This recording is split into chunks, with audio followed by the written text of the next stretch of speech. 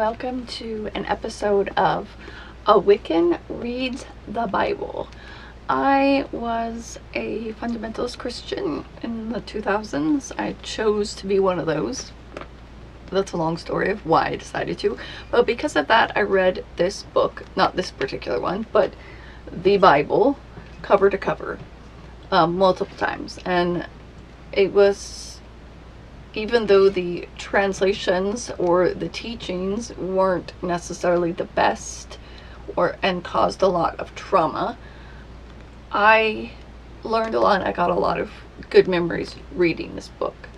I wanted to do this series by reading certain scriptures of the Bible and talking a little bit about how they may look outside of mainstream Christianity's teaching.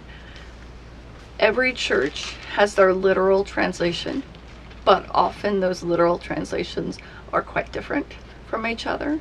So in my head, that means there can be no literal translation. And so for me, part of my deconstruction was realizing that if the Bible isn't literal, it's figurative. And therefore there are some good things that you can get out of this text. So we're going to look at it with that lens. We're looking in the Psalms, Psalms 46:10.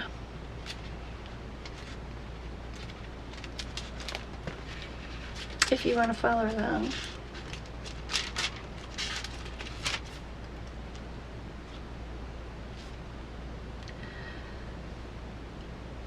Be still and know that I am God. And that's all I'm going to really focus on right now. Be still and know that I'm God. A lot of times when I was a fundamentalist Christian and I would go to prayer meetings or Bible studies, and we were told to pray without ceasing and to pray like intercession for other people and to do it constantly. And while that can be a good thing if you're praying for people, if you believe in a higher power and you're, asking for guidance, what it can also do is take away this core sort of element of prayer, of communicating with a higher power, which is an aspect of meditation, or can be similar to meditation. Being in prayer, being in a place of peaceful, just being still, is very similar to meditation. And it is counterproductive to more of a fundamentalist Christian worldview that says you have to almost preoccupy yourself and be overly concerned with what everybody else is doing. A sense of codependency.